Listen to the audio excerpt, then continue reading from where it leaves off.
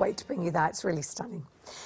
Now, as well as pumpkins to carve and last-minute panic on Halloween costumes for the kids, many parents across the West are also facing another deadline tonight, that secondary school application form.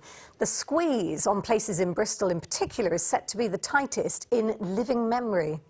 Well, the City Council insists it will plug an anticipated shortfall of some 200 places.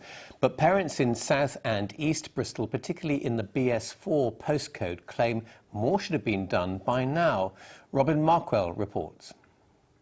I've seen plenty of schools, but these are the ones I'm focusing on. So we've got Hayesfield. This is the information we've done on all the schools and how it works. One of life's big decisions. But in South Bristol, and despite all the paperwork, some parents say there's little choice when it comes to secondary schools. They're either oversubscribed, unsuitable, or simply unavailable. And then you've got to go online as well on top. It is a minefield.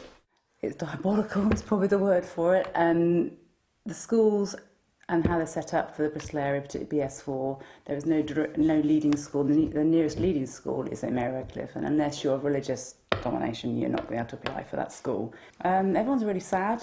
It's just a shock. People are quite shocked, and some of the messages I've had from people is that yes, we've got to do something. The distance, even where there are schools available to us, is still bus journeys, is still expensive. There's nothing local to us to put our school children in, no walking schools. Helen is now thinking of applying to a school in Bath, another city where her daughter might stay overnight during the week. At the school gates, it becomes clear Helen is not alone. Many already sending their children from Bristol to Bath and beyond. My children get up at something like 6:15. They're out the door by 7:10. They're on the bus by 7:05. They're at school by 8:20. She has to leave very early. The kids from Bristol that are going to that school are leaving on a bus at... she's leaving our house at 6:45 in the morning. Your kids get a back well, is it? Yeah, so out of Bristol, get a bus. It's not too bad, but, you know, it's not ideal. They go out to Bath, or they move somewhere completely different. They might move out to the countryside or move to another side of Bristol, or they start going to church. So it feels like those are the options. It's just crazy. Last year, many Bristol schools were heavily oversubscribed. Oasis Academy John Williams had 484 applications for just 180 places. At Redland Green School, 864 parents chased 226 places.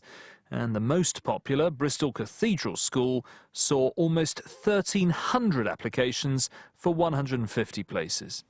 This year, the race for a place is set to be the most competitive yet. I'm relatively confident that there are enough places in the city for the students.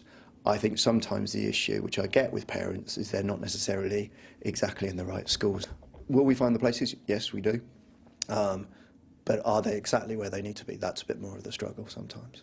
Bristol City Council said if it did nothing, there would be a shortfall of 200 places next year. So it's expanding the intakes in existing secondaries and counting on new schools being built. There's to be one here at Lockleys in North Bristol, due to open next September. The council's advice to parents: don't overlook what's on your doorstep. Obviously, you know your children, and you need to apply where you think they will thrive. But our catchment areas are tight, and our local schools are oversubscribed, and I wouldn't want anyone getting caught out because they haven't put down their local school, not realising that actually they are very, very popular now in Bristol. Parents have until tomorrow to get their forms in. Some already resigned to having their children educated outside of the city. Robin Markwell, BBC Points West in Bristol.